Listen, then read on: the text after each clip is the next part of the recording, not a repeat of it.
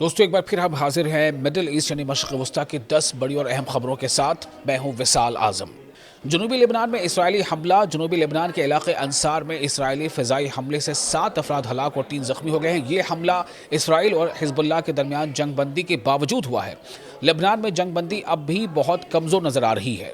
آبنائے ہرمز کشیدگی۔ آبنائے ہرمز میں 2 بحری جہازوں پر حملوں کے بعد سمندری سفر مزید کم ہو گیا ہے۔ ایک جہاز متحدہ عرب امارات کی سرکاری کمپنی کا تھا، ADNOC یعنی ابوظہبی نیشنل آئل کمپنی۔ اس صورتحال سے تیل کی عالمی سپلائی پر مزید دباؤ بڑھنے کا خدشہ ہے۔ امریکہ کا ایران پر دباؤ۔ امریکہ نے ایران پر معاشی دباؤ بڑھانے کی دھمکی دی ہے۔ واشنگٹن اسٹریٹ آف ہرمز کو دوبارہ کھلوانے کا مطالبہ کر رہا ہے۔ ایران کا کہنا ہے کہ پابندیاں ختم ہونے اور دوسرے مطالبات پورے ہونے تک وہ آسانی سے پیچھے نہیں ہٹے گا۔ غزہ امن منصوبہ پر اختلاف۔ اسرائیلی وزیر اعظم بنیامن نتن یاہو نے امریکی صدر ڈونلڈ ٹرمپ کے غزہ منصوبے کو قبول نہیں کیا ہے۔ اس منصوبے میں جنگ بندی، حماس کے ہتھیار چھوڑنے اور غزہ سے اسرائیلی فوج کے انخلا کی بات کہی گئی ہے۔ اسرائیل کا کہنا ہے کہ حماس کے مکمل غیر مسلح ہونے تک فوج واپس نہیں کی جائے گی۔ یمن میں حوثیوں کے حملے۔ یمن میں حوثیوں نے سعودی عرب کے علاقے جازان میں آرامکو کی ایک تنصیب کو نشانہ بنانے کی کوشش کی ہے۔ یمنی حکومتی فورسز نے تعز کے علاقے میں ایک حوثی حملہ روکنے کا بھی دعویٰ کیا ہے۔ ان واقعات سے خطے میں جنگ پھیلنے کا خطرہ بڑھ رہا ہے۔ لبنان نے سزائے موت ختم کر دی۔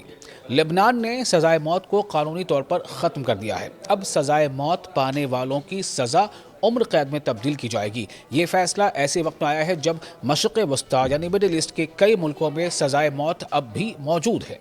لبنان میں بڑی عام معافی۔ لبنان کے پارلیمنٹ نے ایک نئی عام معافی کا قانون منظور کیا ہے۔ اس قانون سے ہزاروں قیدیوں کی سزائیں کم ہونے اور کئی قیدیوں کی رہائی کا امکان ہے۔ تاہم فوج اور بعض سیاسی حلقوں نے اس قانون پر تشویش ظاہر کی ہے۔ لبنان کی معیشت پر جنگ کا اثر۔ خطے کی جنگ نے لبنان کی تخلیقی اور اشتہاری صنعت کو بھی سخت متاثر کیا ہے۔ خلیجی ملکوں سے یعنی گلف کنٹریز سے آنے والے کئی منصوبے روک دیے گئے ہیں یا ان کا بجٹ کم کر دیا گیا ہے۔ کچھ لبنانی فری لانسرز کی آمدنی میں 60% تک کمی بتائی گئی ہے۔ تیل کی قیمتیں بڑھ گئیں۔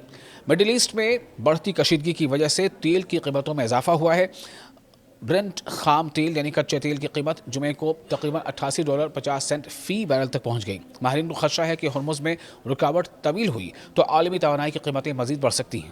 ایران کے صدر کا بھارت آنے کا امکان۔ ایرانی صدر مسعود پزشکیان کے آئندہ برکس اجلاس میں شرکت کے لیے نئی دہلی آنے کی توقع ہے۔ یہ دورہ ایسے وقت میں ہو رہا ہے جب ایران اور امریکہ کے درمیان کشیدگی بہت زیادہ ہے۔ اس ملاقات سے ایران اور بھارت کے تعلقات پر بھی عالمی توجہ رہے گی۔